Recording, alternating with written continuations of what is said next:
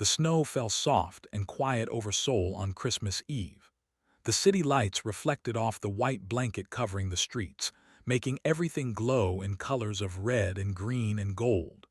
Shops played old Christmas songs, and families hurried home with bags full of presents and food.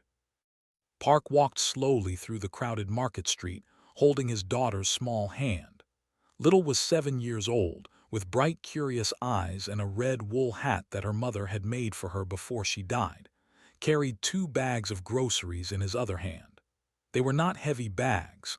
Money was tight this year, like every year since his wife passed away 3 winters ago. "Daddy, look at the lights," said, pointing at a shop window decorated with dancing holograms of reindeer. Smiled down at her. "Pretty, isn't it?" "Mommy would have liked them," said simply. Felt the familiar ache in his chest. It never went away, that pain. He just learned to live with it like a stone he carried everywhere. "Yes," he said quietly, "she would have." The world had changed much since was a boy. 30 years ago, humans made first contact with alien life. Ships came from distant stars, carrying beings of all shapes and colors. Some came as traders. Some came as diplomats. But many came as refugees, running from wars and dying planets and disasters too terrible to imagine. Earth welcomed them at first, but welcome turned to suspicion and suspicion turned to fear. Now in the year 2147, aliens lived in the shadows of human cities. They took the jobs nobody wanted. They lived in the places nobody cared about. Many had no papers, no rights, no hope. The government called them a problem. The news called them dangerous. But who fixed machines for a living knew that broken things came in all forms, and so did beautiful things. They turned down a small side street, taking a shortcut toward their apartment building. The street was darker here, away from the main market. The snow fell heavier now and walked faster, worried about catching cold. "Daddy, wait," said suddenly. She stopped walking and tugged at his hand. "What is it, little one?" Pointed toward a narrow alley between 2 old buildings. "There's someone there." Looked. At first he saw nothing but shadows and garbage bins and snow. Then he saw her. She sat against the wall, her knees pulled up to her chest, her arms wrapped around herself. She was an alien woman, that much was clear. Her skin was the color of pale lavender, like spring flowers. Her hair was long and silver, falling around her thin shoulders like moonlight. She wore clothes that were torn and dirty, completely wrong for the freezing weather. A thin thermal blanket, the kind they gave out at shelters, was wrapped around her shoulders. It was not enough. Not nearly enough. Frost clung to her hair. Her whole body was shaking. His first instinct was to keep walking. He had learned, like most humans, to look away from suffering when it was too big to fix. Taking in a homeless alien could mean trouble with the authorities. It could mean losing his job. It could put at risk. But did not know any of this. She only saw someone who was cold and alone on Christmas Eve. "Daddy," she whispered, looking up at him with those big eyes that reminded him so much of her mother. "Can we take her home?" "It's complicated. We don't even know." But had already let go of his hand. She walked toward the alien woman with no fear at all. Heart jumped and he hurried after her, but was already kneeling in the snow in front of the stranger. The alien woman looked up. Her eyes were gold, bright gold like the center of stars, but the light in them was dim, almost dead. She looked at the little human girl with confusion and something that might have been fear. Reached up and unwrapped the red scarf from around her own neck. It was her favorite scarf, warm and soft. She held it out to the alien woman. "Here," said, "you look cold." The alien woman stared at the scarf. Then she stared at. Her cracked lips trembled, but no words came out. Stood behind his daughter, groceries still in his hand, snow falling on his shoulders. He watched this simple moment of kindness from a child to a stranger, and he felt something shift inside his chest. The stone he carried everywhere suddenly felt lighter. He sighed and set down the grocery bags. Then he knelt in the snow beside his daughter. "What's your name?" he asked the alien woman gently. She looked at him for a long moment, like she was trying to decide if this was real or just a dream. Her voice, when it came, was barely louder than the falling snow. "Vila," she said, "my name is Vila." Up close could see how thin she was. Her cheekbones stood out sharp beneath her lavender skin. Her golden eyes had dark circles under them. Her hands, when she finally reached out to take scarf, were shaking so badly she almost dropped it. "When did you last eat?" asked. Vila wrapped the scarf around her neck. It was too small for her, made for a child, but she held it like it was the most precious thing in the world. "I don't remember," she admitted. Looked up at her father. "Daddy, she's hungry, we have food." She pointed at the grocery bags. Looked at his daughter, then at the alien woman, then at the dark sky above where snow continued to fall. He thought about his wife, about what she would say if she could see him now. He thought about all the Christmas stories about helping strangers, about kindness to those in need. He thought about what kind of man he wanted to be and what kind of father. "Can you walk?" he asked Vila. She nodded weakly. Stood up and offered her his hand. "Come on," he said. "It's Christmas Eve. No one should be alone tonight." Vila stared at his hand like it might burn her. "Why?" she whispered. "You don't know me, I'm not. I'm not one of your kind." Looked at who was already picking up one of the grocery bags, ready to go. He smiled a little sadly. "My daughter doesn't seem to care about that, and I think she might be smarter than me." Slowly, carefully, Vila reached out and took his hand. Her skin was cold, so cold it almost hurt, pulled her gently to her feet. She was taller than him by a few inches, but she seemed so small somehow, broken down by the world. "Our apartment is not far," said. "We don't have much, but we have warmth and food. You can stay tonight. Tomorrow we can figure out the rest." Took Vila's other hand in her small one. "Don't worry," she told the alien woman seriously. "My daddy is really good at fixing things." For the first time, something like hope flickered in Vila's golden eyes. It was small and fragile, like a candle flame in the wind, but it was there. The three of them walked through the snowy streets together, the human father, the human daughter, and the alien woman who had no one else in the world. The Christmas lights glowed around them. The snow fell soft and gentle, and somewhere in the universe, perhaps, the stars looked down and smiled. None of them knew it yet, but something had begun that night, something that would change all of their lives forever. A family was not always born from blood. Sometimes it was born from a cold night, a kind heart, and a simple question from a child. "Can we take her home?" The answer was yes. It was always yes. The apartment was small but warm. 2 bedrooms, a tiny kitchen, and a living room with an old couch and a window that looked out over the city lights. It was not much, but to Vila, who had slept in alleys and under bridges for months, it looked like a palace. Helped her sit on the couch. She was still shaking, even though the apartment was heated. He wrapped a thick blanket around her shoulders while ran to the kitchen, announcing that she would make hot chocolate. "I should help," Vila said weakly, trying to stand. Gently pushed her back down. "You should rest. When did you last sleep? Real sleep, I mean." Vila had to think about it. The days had blurred together on the streets, cold nights that seemed endless. Days spent searching for food or work, always being turned away, always being looked at with fear or disgust. "A long time," she finally said. "I cannot remember."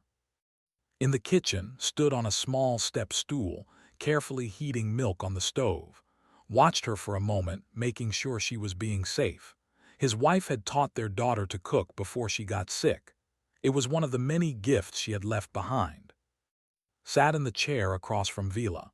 "I'm going to make some soup," he said. "It's just simple vegetable soup, but it's warm. Is that okay? Can you eat human food?" Vila nodded slowly. "My people can eat most of the same things as humans. We are more alike than different." She paused, looking down at her thin hands. "That is what I used to believe anyway." There was such sadness in her voice. Recognized it. He had heard it in his own voice in the months after his wife died, the sound of someone who had lost everything. Came out of the kitchen carefully carrying a cup of hot chocolate. It was in her special Christmas mug, the one with dancing penguins on it. She walked very slowly so she would not spill, her tongue poking out in concentration. When she reached Vila, she held it out with both hands. "Here," she said, "it has extra marshmallows. Marshmallows make everything better." Vila took the cup with trembling hands. She looked at the little girl, then at the hot chocolate, then at the little girl again. Her golden eyes filled with tears. "Thank you," she whispered. "Thank you so much." She took a small sip. The warmth spread through her body, and for a moment her face changed. The pain lifted just a little. She almost smiled. Sat on the couch next to her, close but not too close. "What's your planet like?" she asked. Children were never afraid to ask questions. Vila was quiet for a long moment. Then slowly she began to speak. "My planet was called, it was beautiful. We had 2 moons that hung in the sky, one silver and one gold. At night they made the whole world glow. We had forests that sang when the wind blew through them. The trees had crystal leaves that made music." Her voice grew soft with memory. "I used to take my daughter to those forests. She loved the singing trees." Who had been heading to the kitchen stopped. "You have a daughter." Vila's hands tightened around the cup. "I had a family, a husband named, a daughter named Myra. She was 6 years old, about the same age as your daughter." She looked at, and the pain in her eyes was almost too much to bear. "She had golden eyes like mine. She loved to dance." "What happened?" asked quietly. Vila took a shaky breath. "Our son was dying. The scientists knew for years that it would happen, but there was nothing we could do. We built ships to escape, to find new worlds, but there were not enough ships for everyone." Her voice broke.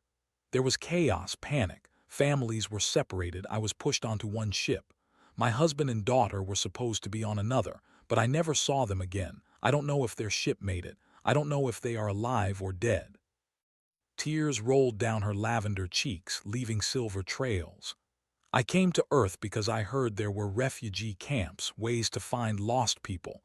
I thought I could get work, send money, search the records, but no one would give me a job. My identification documents were stolen my first week here. Without papers, I am nothing. I am no one." Stood in the doorway, his heart heavy. He thought of his wife's final days, how helpless he had felt watching her fade away. He thought of what it would be like to lose, to not know if she was alive somewhere or gone forever. The thought alone was enough to make his chest hurt. He walked over and sat on the arm of the couch. "I'm sorry," he said. "I'm so sorry." Vila shook her head. "You are sorry. You took me in off the street. You gave me warmth and food. You owe me nothing, and you have given me everything. I should be the one who is sorry for being a burden." "You're not a burden," said firmly. "You're a guest. Mommy always said guests are special." Looked at his daughter with surprise and pride. She remembered her mother's words better than he did sometimes.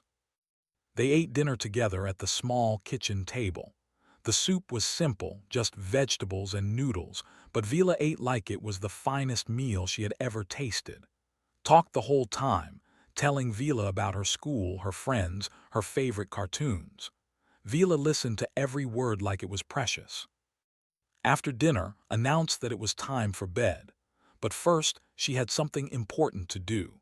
She ran to her room and came back carrying her favorite stuffed rabbit. It was old and worn, with one ear that had been sewn back on twice. His mother had given it to her when she was a baby. "Here," said, holding it out to Vila. "You can sleep with Mr. Bunny tonight. He keeps away bad dreams." Vila looked at the stuffed rabbit, then at, "I cannot take your special toy." "It's okay," said.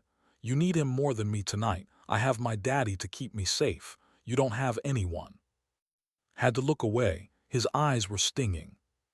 Vila took the stuffed rabbit gently, holding it against her chest. "Thank you, little one. You have a beautiful heart." Smiled satisfied. "Daddy, can Vila sleep in my room?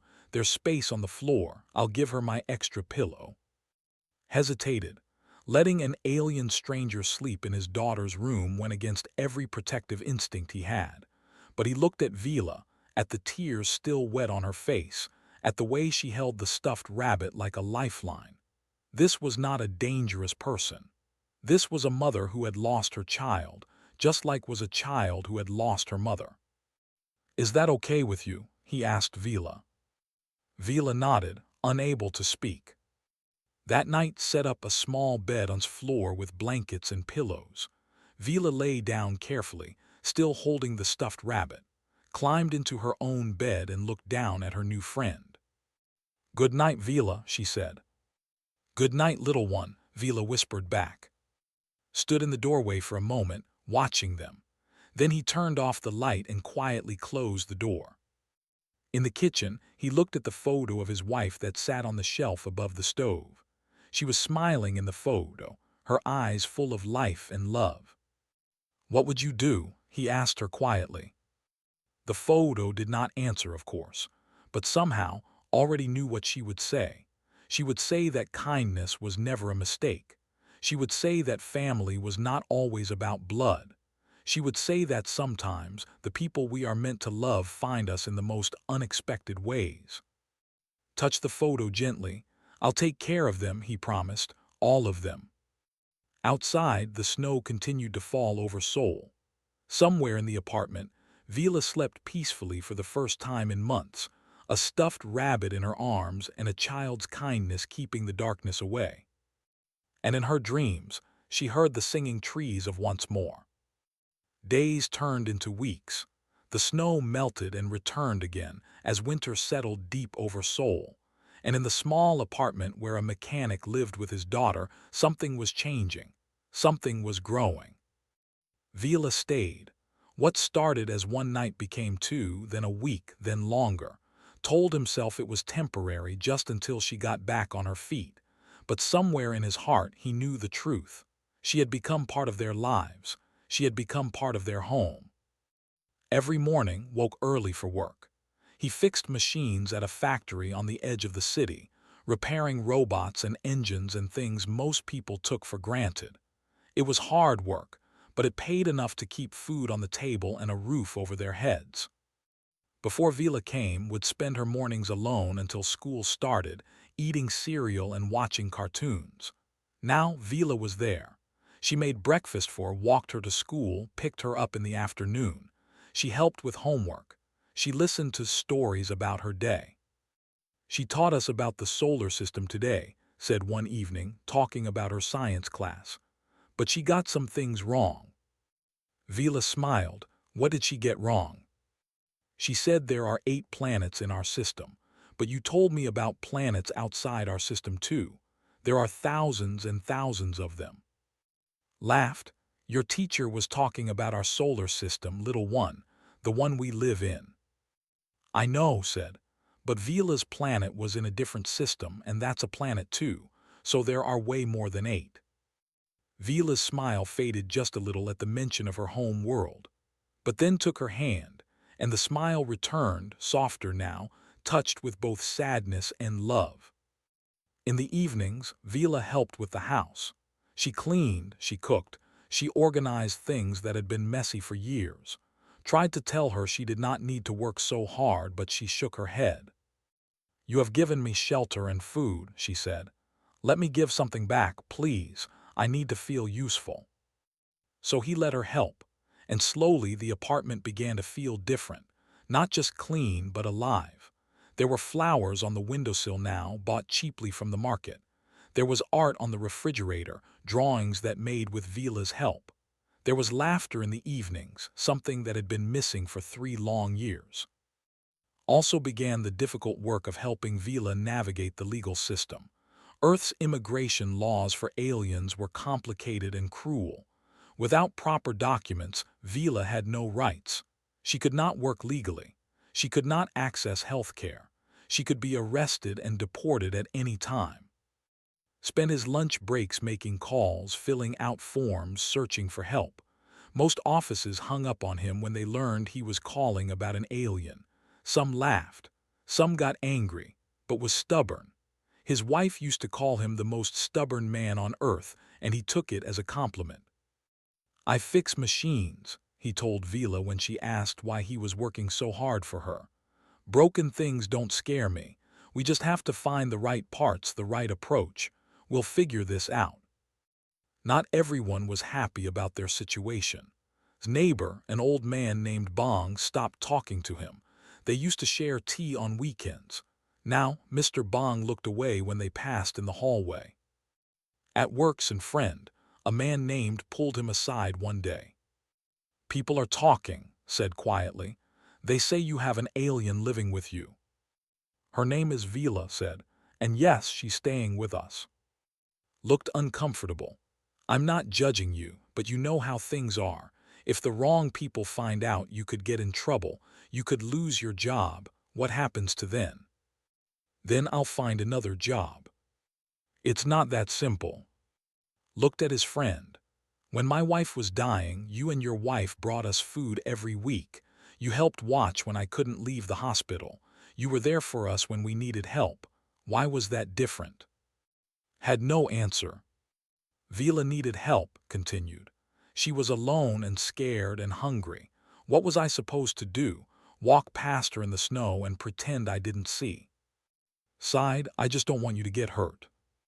"I know, but some things are worth the risk." One night a few weeks after Vila came to live with them, got sick. It started with a small cough at dinner. By bedtime she had a fever. By midnight she was burning up. Panicked, his hands shook as he checked her temperature. It was high, too high. All he could think about was his wife, the way the sickness had taken her so fast, the way one day she was there and the next she was gone. "I should take her to the hospital," he said, his voice trembling. Vila put her hand on his arm. "Wait, let me try something first." She went to the kitchen and began to gather things. Water, herbs, clean cloths. She moved with purpose, with knowledge. Watched her work, too scared to argue. We learned medicine from a young age," Vila explained as she worked. "Our healers combined ancient knowledge with science. I am no healer, but I know some things. The fever needs to be brought down slowly. Too fast can be dangerous." She soaked cloths in cool water and placed them on his forehead, her neck, her wrists. She made a tea from herbs and helped drink it slowly, sip by sip. She sang softly, a lullaby, her voice gentle and low. Sat by his daughter's bed, holding her small hand. He did not sleep. Neither did Vila. They kept watch together through the long night, changing the cool cloths, checking her temperature, waiting. As the first light of dawn came through the window, his fever finally broke. Her breathing became easier. Her face relaxed. She opened her eyes, still tired but no longer burning. "Daddy," she whispered, "I had a bad dream." Kissed her forehead, tears running down his face. "I know, baby, but you're okay now, you're okay." Looked past him to Vila, who sat exhausted in the chair beside the bed. "Vila stayed with me all night," she said. "She sang to me." "I know," said. Reached out her hand toward Vila. "You're like a mom," she said sleepily. "You take care of me like a mom." Vila's golden eyes filled with tears. She took small hand in hers and held it gently. She could not speak. The words were too big, the feeling too strong. Looked at this alien woman who had been a stranger just weeks ago. She had stayed up all night for his daughter. She had used everything she knew to help. She had been there, solid and strong, when he himself was falling apart. "Thank you," he said to her. Vila wiped her eyes. "She is easy to love." "So are you," said quietly. The words surprised both of them. They hung in the morning air, simple and true. Outside, the sun rose over Seoul, painting the snow with gold and pink. Inside the small apartment, a family that had been broken began to heal. Not because anyone planned it, not because anyone expected it, but because sometimes love finds a way. Fell back asleep, holding Vila's hand on one side and her father's on the other. And for the first time in 3 years, felt something he thought he had lost forever. Hope. The news came on a cold evening in February. was washing dishes while Vila helped with her math homework at the kitchen table. The television was on in the background, playing the evening news. No one was really watching it until the announcer's voice changed, becoming more serious. The government announced today a new program to address the growing alien population in major cities. Immigration sweeps will begin next week, targeting undocumented aliens. Those found without proper papers will be detained and deported immediately. Stopped washing. Water dripped from his hands into the sink. He looked at Vila and their eyes met. Neither of them spoke, but they both understood. The storm had come. Over the next few days, fear spread through the alien communities of Seoul. Vila heard stories from others like her, people she had met in the food lines and shelters before found her. Families being torn apart, people disappearing in the night, children left alone when their parents were taken. "They're checking apartments now," Vila told late one night after had gone to bed. "Random searches. If they find me here, you could be arrested too. They could take away from you." Shook his head. "We're not going to let that happen." "How can you stop it? I have no papers, I have no rights. I am nothing in the eyes of your law." "You're not nothing." His voice was firm. "Your family." He stayed up that night making plans. He thought about his wife, about the promise he had made to take care of no matter what. He thought about Vila, about the light that had returned to his daughter's eyes since this lonely alien woman came into their lives. He thought about what kind of world he wanted to grow up in. The next morning he made a call. An old friend from school, a woman named, had become a lawyer. She specialized in cases that no one else would touch, fighting for people that the system had forgotten. Had not spoken to her in years, but he remembered her heart. She had always believed in doing what was right, even when it was hard. Agreed to meet them that afternoon at a small coffee shop downtown. She was a tall woman with sharp eyes and a kind smile. She listened as Vila told her story, taking notes, asking careful questions. "The situation is difficult," said when Vila finished. "But not impossible. You have no criminal record. You have skills as a scientist. You have people willing to speak for your character. We can file for asylum, but we need to move fast." "What are our chances?" asked. Was honest. "Not great. The judges have been very strict lately, but we have something powerful on our side." "What?" "The truth, a good story, and a little girl who loves you." They spent the next week building the case. Gathered documents, wrote statements, prepared arguments. Reached out to neighbors, even the ones who had looked away before, asking them to speak on Vila's behalf. Some refused, but others surprised him. The old woman from the third floor, who Vila had helped carry groceries, agreed to testify. The shop owner down the street, whose daughter had played with and learned about stars from Vila, said yes. Even Mr. Bong, the neighbor who had stopped speaking to, came to their door one evening. "I was wrong," he said, unable to meet eyes. "I was scared, but fear is no excuse for unkindness. Tell me how I can help." The night before the hearing, immigration officers came to the apartment. There were 3 of them, wearing gray uniforms and hard expressions. They knocked loudly, demanding entry. Opened the door but did not step aside. "Do you have a warrant?" "We don't need a warrant for alien inspections," the lead officer said. "Step aside." "My lawyer says differently. We have a hearing tomorrow. Everything is being handled legally." The officer pushed past him anyway, shoving against the wall. Vila stood in the living room, frozen with fear. Had been asleep, but the noise woke her. She came out of her room, rubbing her eyes, confused. "What's happening, Daddy?" One of the officers grabbed Vila's arm roughly. "You're coming with us." Something broke inside. Maybe it was fear. Maybe it was love. Maybe it was the simple, fierce sense of justice that children have before the world teaches them to look away. Whatever it was, it sent her running across the room. She threw herself between the officer and Vila, her small arms spread wide, her face fierce. "Leave her alone," she screamed. "She's my family." The officer stopped, surprised by the small child blocking his path. "Move aside, little girl." "No, she didn't do anything wrong. You can't take her." Recovered from the push and rushed to his daughter's side. "Don't you touch her." The commotion had drawn attention. Neighbors opened their doors. Someone was recording on their phone.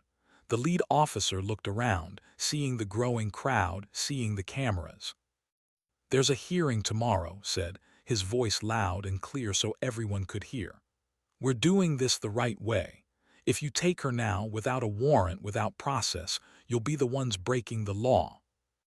The officer hesitated. His partner whispered something in his ear, probably about the recording, about the crowd, about the risk of bad publicity.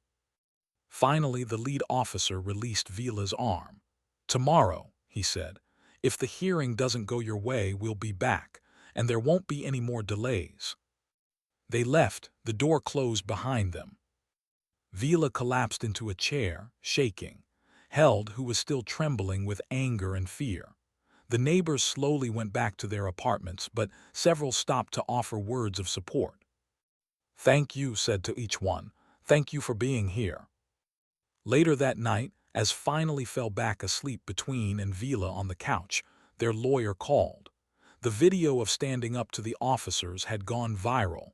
Millions of people had seen it. News programs were talking about it. People were asking questions about the treatment of alien refugees. "This could help us," said. "Public opinion matters. The judge will know that people are watching." Looked at his daughter, peaceful in sleep, her hand still holding Vila's. A 7-year-old girl had done what grown adults were afraid to do. She had stood up and said, "No, this is wrong." "She gets it from her mother," he said quietly. "She gets it from both of you," Vila whispered. The night passed slowly. None of them slept well. But as the sun rose on the day of the hearing, they rose with it, ready to face whatever came next. They got dressed in their best clothes, insisted on wearing the red scarf that had started everything, the one she had given to Vila on Christmas Eve. Vila wore it around her neck like a banner, like a promise. "Whatever happens today," said as they stood at the door about to leave, "I want you both to know something. These past weeks have been the happiest I've had in years. You gave me my family back, Vila. You gave a mother's love when she needed it. No judge, no law can take that away." Vila's golden eyes glistened. "And you gave me hope when I had none. You gave me a home. You gave me a reason to keep living." Looked up at both of them. "So we're going to win, right?" Smiled, though fear still sat heavy in his chest. "We're going to try our best, little one. That's all anyone can do." They walked out into the cold morning together, the family that love had built, ready to fight for the right to stay together. The courthouse waited. The courthouse was a tall gray building in the center of Seoul. People filled the hallways, some waiting for their own hearings, others there to watch. News crews stood outside with cameras. The video of had made their case famous, and now everyone wanted to see how it would end. Inside the courtroom, sat with Vila and at a wooden table. Lawyer stood beside them, her papers organized, her face calm but serious.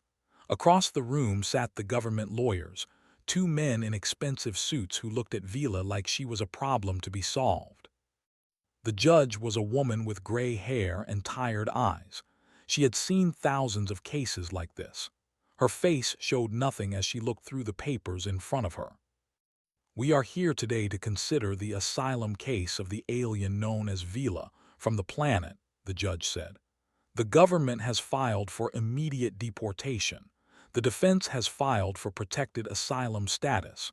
We will hear both sides." The government lawyer spoke first. He talked about laws and regulations, about security concerns and limited resources. He said that Earth could not take in every refugee from every dying world. He said that Vila had entered the country without proper documents and had no legal right to stay. "She is a burden on our system," the lawyer said. "She has no job, no property, no ties to this community. There is no reason to make an exception for her." Stood up to respond. She talked about international refugee laws, about humanitarian obligations, about the facts of Vila's situation. She presented evidence that Vila had been separated from her family during a planetary evacuation, that her documents had been stolen, that she had tried to find legal work but had been turned away because of prejudice. She is not a burden, said. She is a survivor. She is a mother searching for her lost child. She is someone who has contributed to her community despite having nothing.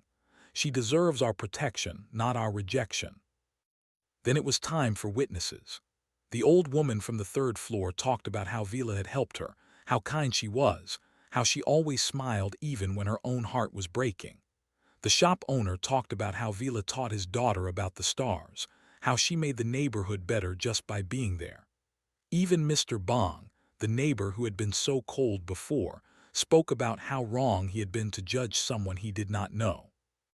I was afraid, Mr. Bong said, his voice rough with emotion. I looked at her and saw something different, something I didn't understand. But then I saw how she cared for that little girl, how she helped her neighbors, how she gave everything even when she had nothing. That's not what strangers do. That's what family does. The government lawyers tried to argue that these were just feelings, not facts, that the law was clear, that exceptions could not be made based on emotion. Finally was called to speak. He walked to the front of the courtroom and faced the judge. His hands were shaking, but his voice was steady. I'm not a lawyer, he said. I'm just a mechanic. I fix broken things for a living. When something is damaged, I don't throw it away. I find out what's wrong. I find the right parts. I make it work again. He looked at Vila, then at. My wife died 3 years ago. After that, everything felt broken. My home felt empty. My heart felt empty. I tried to be strong for my daughter, but I was just going through the motions. We were surviving, but we weren't living. He paused, gathering his thoughts. Then one night, on Christmas Eve, my daughter saw a stranger freezing in an alley. She didn't see an alien. She didn't see a problem. She just saw someone who needed help. She asked me if we could take her home. And in that moment, she taught me something I had forgotten. His voice grew stronger. Humanity isn't about biology. It's not about where you were born or what you look like. It's about how we treat each other. It's about kindness when kindness is hard. It's about love when love is a risk. My daughter, who is 7 years old, understood that better than any law or policy ever could. He turned to face the government lawyers. You say Vila is a burden, but I say she saved us. She gave my daughter a mother's love when she needed it most. She made our house a home again. She taught us that family isn't about blood. It's about choice. It's about showing up. It's about staying. He looked at the judge. You have the power to send her away, to tear apart the family we've built, to tell a little girl that the world is cruel and cold and there's nothing she can do about it. But you also have the power to say no, to say that kindness matters, to say that there is room in this world for people who need help. He took a breath. My daughter taught me that. I'm asking you to let her teach you too. He sat down. The courtroom was silent. Then stood again. Your Honor, we have one more witness. The defense calls Park. There was murmuring in the courtroom. Children rarely in immigration cases, but the judge nodded. Walked to the front of the room. She was so small she could barely see over the witness stand. The bailiff brought her a box to stand on. Hello, the judge said, her voice softer now. You don't have to be afraid. Just tell us in your own words why you think Vila should stay. Looked at the judge with those big, honest eyes. Because she's my family, she said simply. My mommy died and I was very sad. Daddy was sad too. We were sad together, but that's different from being happy together.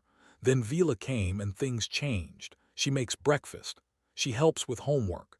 She sings songs from her planet. She has bad dreams sometimes about her daughter who she lost. I hold her hand when that happens. Tears were running down Vila's face now, Down's too.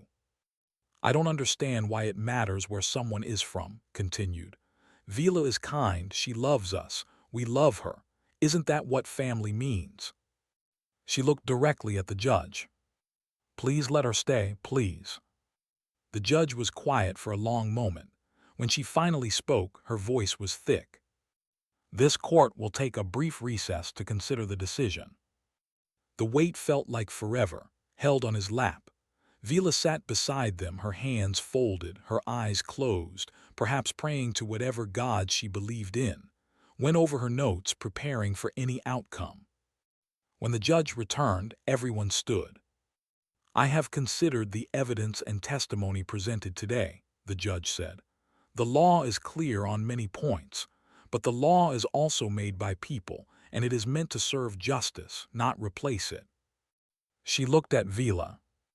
I find that the applicant, Vilov, has demonstrated genuine refugee status, community ties, and humanitarian grounds for asylum. The motion for deportation is, asylum is granted. The courtroom erupted. People cheered, broke into a huge smile, jumped up and down, screaming with joy, grabbed Vila and held her tight, not caring who saw. You can stay, he whispered. You can stay. Vila was crying too hard to speak. She just held on. Outside the courthouse, snow was falling, just like Christmas Eve, just like the night everything began. They stood together on the steps, the cameras flashing, reporters shouting questions, but none of it mattered. All that mattered was this moment. The months that followed brought more good news. With her legal status secured, Vila was finally able to search the refugee databases properly. And one spring morning, a message came through. Myra, her daughter, alive, living in a refugee camp on a distant colony world. With legal papers, Vila could sponsor her, could bring her to Earth. The Park family grew again. When Myra arrived, she was 8 years old with her mother's golden eyes and a shy smile. She spoke very little Korean at first, but didn't care. She took Myra's hand and showed her the room they would share. She gave her Mr. Bunny to hold. Don't worry, told her new sister. You're safe now, we're family. On their first Christmas together, all four of them, they decorated a tree in the living room. Hung an ornament she had made at school. It showed two figures holding hands beneath stars, a human and an alien together. What's that? Myra asked in her still learning Korean. Smiled, that's us, that's family. Stood with Vila by the window, watching the two girls laugh together. The snow fell softly outside, just like it had 1 year ago when everything changed. Thank you, Vila said quietly. For what? For saying yes. That night when asked if you could take me home, you could have said no. Most people would have said no. Took her hand. Then I'm glad I'm not most people. Years later, the story of the Park family became famous. It was told in schools, discussed in governments, remembered as a turning point. Not because one family changed the whole galaxy, but because they proved something important. Humanity's greatest power was never its weapons or technology. It was never its ships or cities or machines. It was a little girl on Christmas Eve, looking at someone suffering and asking the simplest question in the universe. Daddy, can we take her home? And a father who learned to answer, yes, always yes. That is what made humans special. That is what made them worthy of the stars. Not their strength, their hearts,